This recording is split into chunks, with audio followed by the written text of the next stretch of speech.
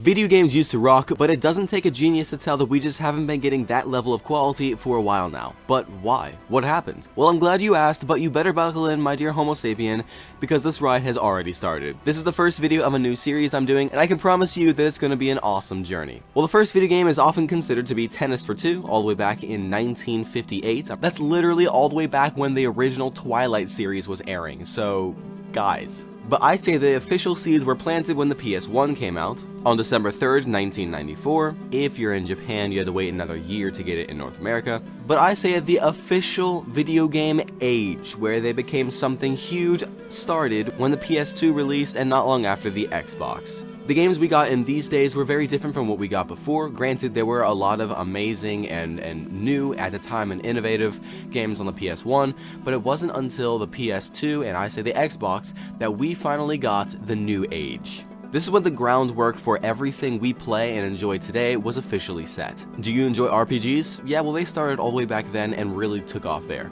Do you like first-person shooters? Yeah, well, you gotta look back to some of these games. This is where it all began. But it only started here because the people creating the games back in the day had a passion for what they were doing. This wasn't a job in the same way it is now. This was something they were passionate about. And of course, as I've mentioned in my Avowed video, I recommend that you go watch the, I think it's like 20 to 40 minute long documentary on the behind the scenes of the original BioWare team making Mass Effect. You can tell in everything that they say and everything that they're doing that these kids were passionate about what they were doing, passionate about the world, and putting a genuine amount of life and care into it. And the result is a franchise that lives on in the hearts of many of us today.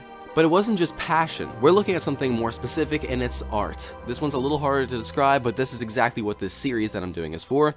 Video games at this time were an art. This was an art. There were no hidden messages in it. This was just genuinely an art. They were well put together stories. They played amazingly. The quality was amazing at the time. Granted, some of them look like Play-Doh now, but now, before we move any further, I want to illustrate a scene in your mind, if you can just work with me for a second. So close your eyes. I want you to picture a track race. This is the starting line of a race right here. You get all the different runners. They're lined up. They're waiting for that gunshot to go off and just to take off down the line. But in the meantime, before it goes off, they're looking around. Who out of the corner of their eye, if you can imagine that.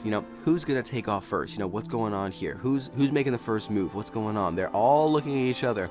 And the second that anybody else goes, you can already bet the others are right behind them, right? Everyone follows the one that acts first. Remember that. Though this isn't the first game to revive an older franchise and did terribly, but I consider Mass Effect Andromeda by EA, I wouldn't consider this a BioWare game as much as it's an EA game. I consider Mass Effect Andromeda to be the game that marks the end of the glory days of gaming and marks the downhill and begins the downhill of gaming as an industry. Though this game was in development for roughly 5 years, we still got a terrible game. The quality of the gameplay was absolutely, this shouldn't have made it past alpha. The story was weak and didn't even begin to compare to the other Mass Effect games, especially number 1. To say that this game was shallow, especially compared to the legendary Mass Effect 1, 2, and 3, this was disgusting. Now, another really quick landmark I want to brush over because it's impossible to talk about the history of games and not talk about what Fortnite did. Yes, I know you've heard this a million times. Go check out some of my other videos if you want to hear it 1,001,001 or 2 or 3 times, but wait, that didn't really work. Again, go back to the racetrack, look around you. The second someone takes off, everyone else was following them, right? Fortnite took off. Everyone else, in a way, followed them. Of course, Battle Royales became a thing, but I'm looking more specifically at the free-to-play accessibility because this opened the doors to all audiences out there, right? But you have to ask the question, how is the company that put millions, in some cases hundreds of millions of dollars into this video game, how are they going to make more money out of this game, or how are they going to make a profit at all, right?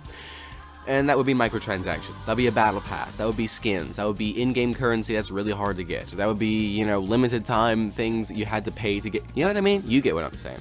And so we have the birth of microtransactions, but of course, because everything to the modern AAA company is about money, money, money, and not quality or, even producing good games like the games they used to make, of course, they messed all of this up, and instead what we get isn't a free-to-play, yet balanced with microtransactions game.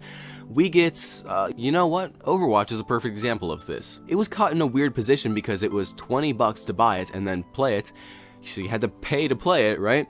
But not long after its release, the industry became focused on free to play. So who's gonna play a game that's not free, you know what I mean? When everybody else is free to play. So they made Overwatch 2. I've talked about that recently and how I think that Overwatch 2 is a complete waste of money and time. They could have just, switched some things up. But what we see is the ultimate switch moment. Now, though they've changed a lot of it recently and over the years, I talked about this when Overwatch 2 first came out. Overwatch 2 sucked so bad because it was free to play, yes, but they had an amazing system. Not only made it hard not to spend money on the game, but also punished the players that did spend money on the game. Ridiculous. This is a perfect example of a game made by a modern AAA company. Disgusting. And again, I truly believe that the competition between the modern AAA companies out there, combining that with the track, the race thing where everyone just takes off after the person who moves first, I believe that you get a kind of, everyone is always moving just a little bit toward, well, for us it sucks, but for them it's amazing. Some proof of this would be the higher pricing of video games these days. Does that mean that the quality of the game has gone up? In most cases, absolutely not. I mean, when was the last time that you saw a game that came out by a AAA company, was released, and it wasn't littered with bugs? It wasn't a terrible quality. It didn't take you out of the entire game, the mood of the game because there's someone walking on a wall in the background. You're like, what? You know what I mean? So the quality has not gone up, but the price has. So what we're seeing is all of the companies competing with each other to make the most profit, and what we get, the consumers, the people buying this and providing that money for them, is less focus on quality, no art at all, which I'll get to in a second, yet higher prices. Do you really think that the Overwatch skins that they've been making for the last several years are worth what they're priced at? Come on, be real. Do you really think most of the games coming out these days are worth that price? Come on, be real. Not in the slightest. The quality has gone down, the price has gone up though. And I talked about this exact moment in time in my video on Unknown 9 Awakening and how big this story actually was. Though it seems small, it actually is huge. Sweet Baby Inc. was born. It's a DEI consultant group, basically for video games or whatever. I will give them this, they are very smart in the way they play the game. They try to slide their name into bigger projects, and then smaller ones they just completely take over. If you go to their website, which is a perfect place to see this in action, a lot of the smaller games that they've had more of an influence over, Kim Belair literally just self-inserts herself into the game. I mean, oh my gosh. The effect that Sweet Baby Inc., its ideals, and many other DEI consultant groups out there have had on the modern video game industry is huge. The perfect example of this would be Dragon Age Veilguard. I think it's an easy one. Why the heck am I getting lectured on gender pronouns and sexuality in a Dragon Age game? In fact, I'll repeat that one more time. A Dragon Age game. What? This isn't what gamers want, and the statistics show. Why is it that of all the people that bought this game, like 80% of them return the game? That's oh my gosh, that's huge. From a focus on well-developed and well-put-together characters to more of, just throw this character in there just for the sake of DEI. Throw this character in there and this subplot for just the sake of DEI. Does that add to the quality of the game, or does it sound like there's just a message going on here that's that's it? And this leads to one of my next points. Not only have all the AAA games being made these days, not only do they feel rushed, do they feel very shallow compared to other games that we used to get over the years, and they feel very over-monetized, over-the-roof monetized. But the art in a game that made the game so special, that defined the early 2000s era, and as I like to consider the rest of the gaming industry, the art that was in those games has been taken out and replaced with a message. The message not only isn't what we want as gamers or what we want to enjoy, but it completely just tanks the quality of the video game. Again, Dragon Age is a perfect example, but I can give you a couple others. Unknown 9 Awakening is an easy one. Avowed is even suffering a little bit. Assassin's Creed Shadows, Concord, Star Wars Outlaws. There's been a bit of controversy surrounding Overwatch and Apex Legends for a bit now, so technically. And even Spider-Man 2. And these are just a couple of the games that have been, at least gone through some controversy for, why is this character even in the game? Why does this character look like this? What's going on here? What is this story plot? Why does this feel so shallow? What's going on here? DEI is at the center of all of that. So the games that we used to enjoy, in some cases the worlds, Dragon Age and Mass Effect, that we used to enjoy and grew up with, have been tainted by these ideals and all this stuff. The art has been ripped out of them and replaced with a message. These aren't video games, these are messages disguised as video games. To be completely honest, we could all say that, you know, it's just a video game, what point does it have? At its core, a video game is a source of pleasure, absolutely. Some will call it an escape from reality. Well, I can definitely agree with that. I think it'd be better put as it's a source of pleasure. But even deeper than that, video games have the potential to be something that absolutely changes lives. Forever. I talked about it in my Avowed video, but Mass Effect, every time it gets cold outside, like every time, you know, nature does its thing, like the world is working, and it gets cold outside, I think about Mass Effect. There's a field off next to my house. Actually, I'm pointing to it right now, but you can't see it. Every time I pass it, I think about Red Dead Redemption.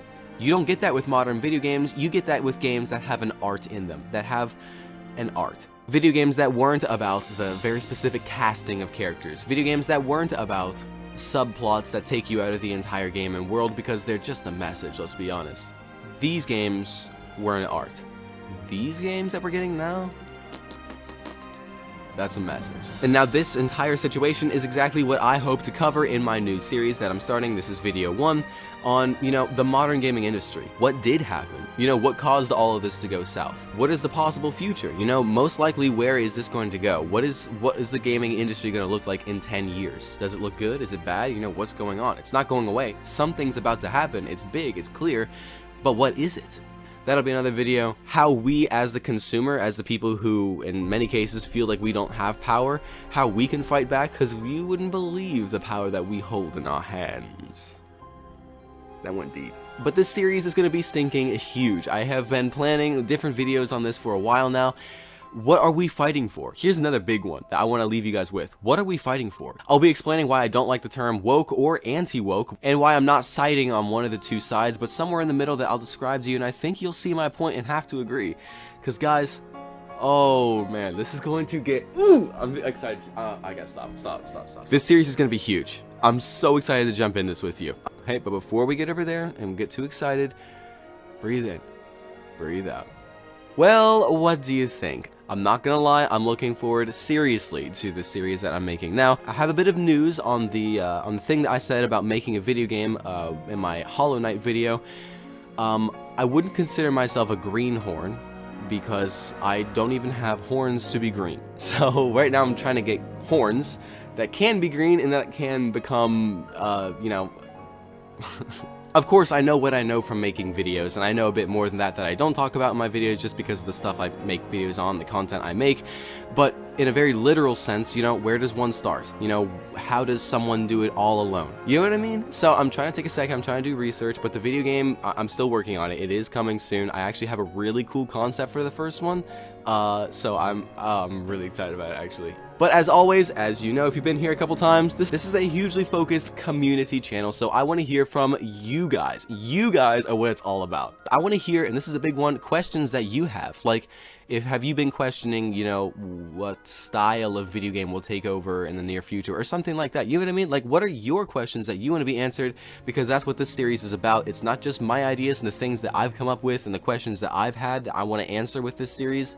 Over making videos, especially season 4 and the last half of season 3. But I want to, in season 4, I want to tackle so many of these questions, you know, what's going on? And I want to tackle yours as well. So this is our channel, our community. But hey, check out my Twitter because we are having, so much fun over there. It's ridiculous. I love you guys. I hope you have a great rest of the day. And remember, life is short. Play great games. While a few of you may actually know the story behind Risk of Rain in the series, I promise you it's a lot deeper and a lot more important to the modern gaming industry than any of us ever imagined, especially me. And I'm not just talking about important in general, I'm talking about setting standards. How this game, how this company, how the story behind